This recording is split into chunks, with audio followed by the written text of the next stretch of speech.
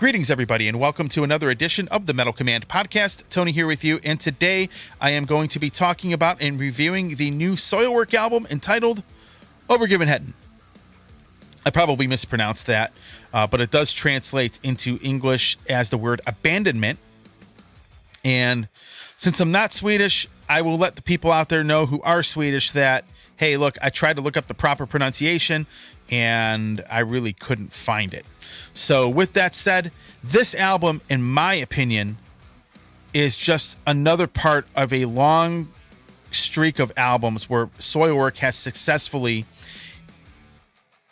kept that more melodic approach into their music. And I'm going to get into this record, and I'm also going to talk a little bit about their career and give a little retrospect of where I am as a fan and how I feel about the albums they've put out from the very beginning.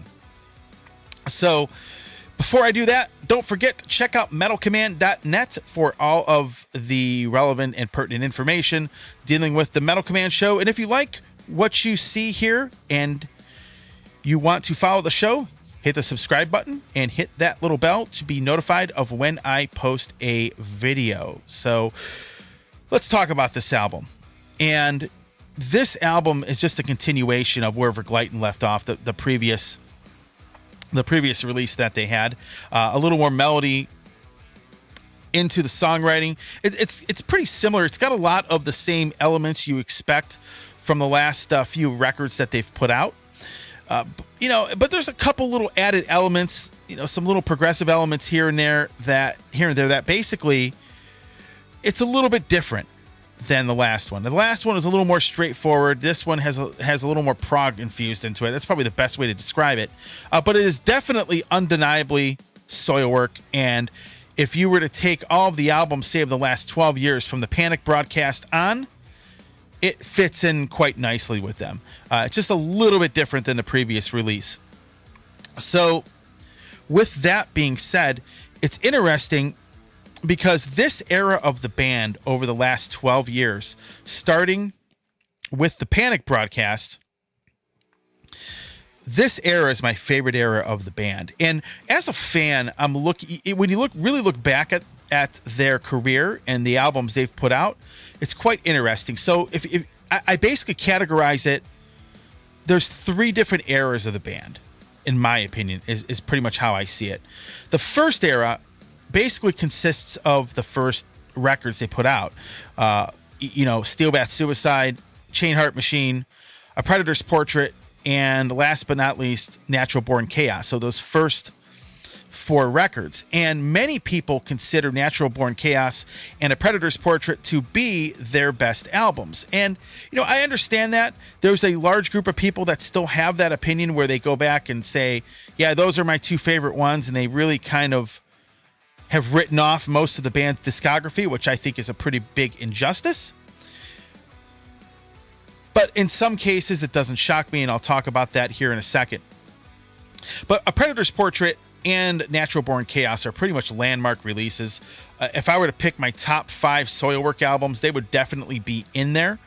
But obviously, the band has evolved quite a bit since then, and eventually is putting out these more melodic albums, which I absolutely love. I mean, I can tell you that since 2010, when the Panic broadcast came out, there isn't a Soilwork album or release that I have disliked. In fact, they are currently right now one of my favorite bands of the last 10 years.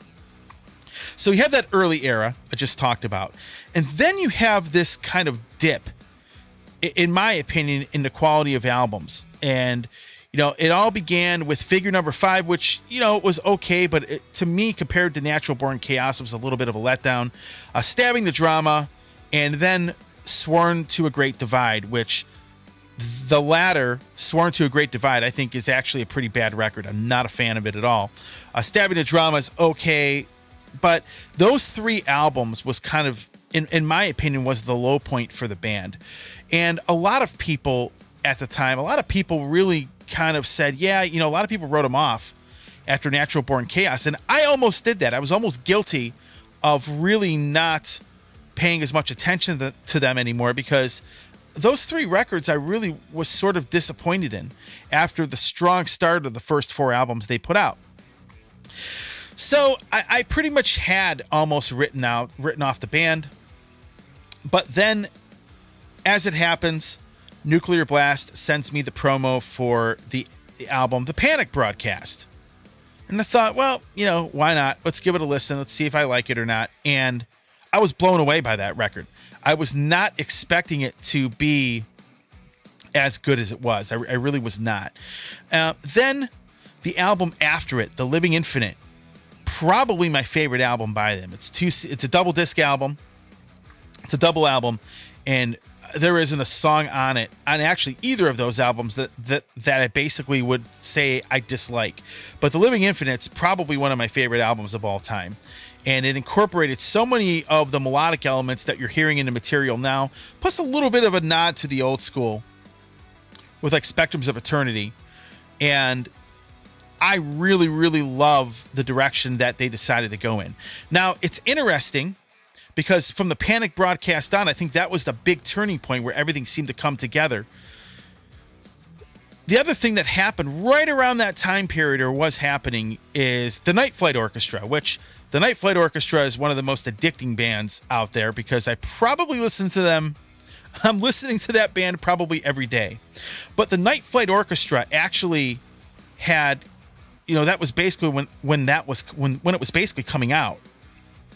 And that is when you heard a lot of more melody coming into the band. And then on top of that, one of the things I did notice is on the Panic broadcast and on the Living Infinite, I noticed that Bjron Strid, his voice, his regular singing voice, not the death metal voice, he was good at that, but his regular singing voice improved dramatically. And I always thought to myself, the Night Flight Orchestra and the impact that it's had probably has a lot to do with his voice improving the way that it has. I mean, that's pretty much what I concluded, because it coincided. I mean, it was too much of a coincidence that the Night Flight Orchestra started and then Speed's voice, his singing voice, ended up getting a lot better. So actually, I'm going to refer to an interview I did with him backstage at the Cleveland Agora back in 2016. It was March of 2016. And the reason I remember that is because of the fact that Halloween was at the venue playing there the week before that, literally almost the week before that. So it was like, man, I kept making trips to the Agora to interview bands. They played with Fear Factory on that. Yeah, they played with Fear Factory on that tour, which both bands killed it live. I mean, they were great live. But I was able to sit down and interview them. It was the only time I've interviewed him before, but it was the only time I ever met him. But I talked about it. I said, what did the Night Flight Orchestra bring to Soilwork? Did you bring anything over? Anything about that band, kind of translate into Soilwork? And I did specifically ask him about his vocals. So I'm going to play you the clip of Speed talking about how the Night Flight Orchestra actually did impact Soilwork, specifically pertaining to his singing voice. I've become a better singer, for sure, through, playing with both Soilwork and the Night Flight Orchestra. So I really have discovered my voice, and maybe even like to learn how to really like my own voice, which really takes time, through those two bands. And I guess now I don't really have to do everything in Soilwork. I don't have to, bring all my influences into Soilwork. It's like, okay, I'm gonna do a foreigner chorus, and then the verse is like, oh, that almost sounds like Behemoth or whatever. So now it's like Soilwork can be metal, and I want it to be metal, and I like that. And now I have the Night Flight, and I can put on the Lou Gramm wig, when I do that. And there you heard it. Like I said, he talked about how he became a better singer when Night Flight came about.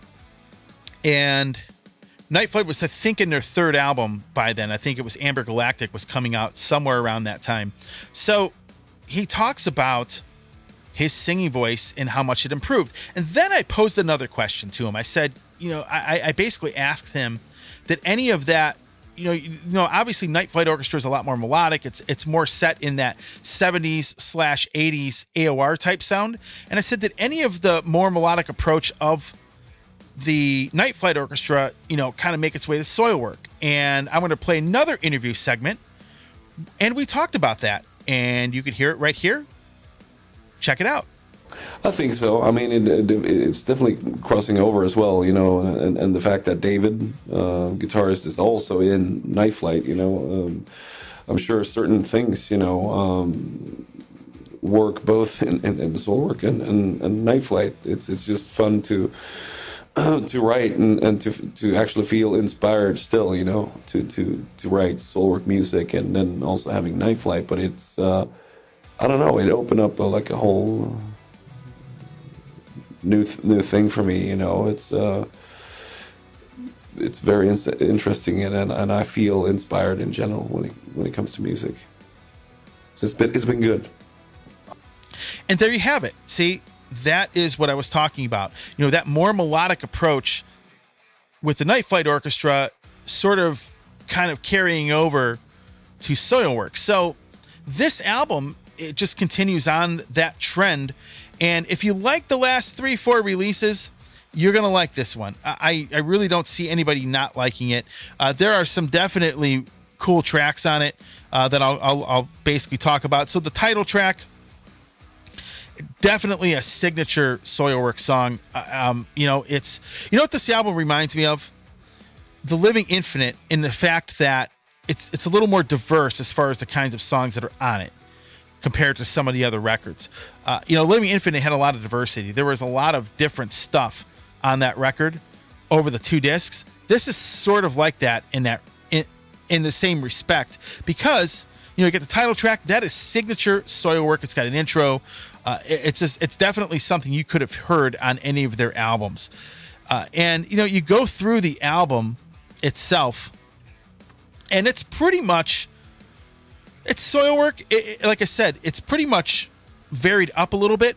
My favorite song on the album actually is, and I'm going to read it because it's really hard to kind of like blurt it out without, it's a very long song title. It's called On the Wings of a Goddess Through Flaming Sheets of Rain. Bet you can't say that 3 times, 3 times fast.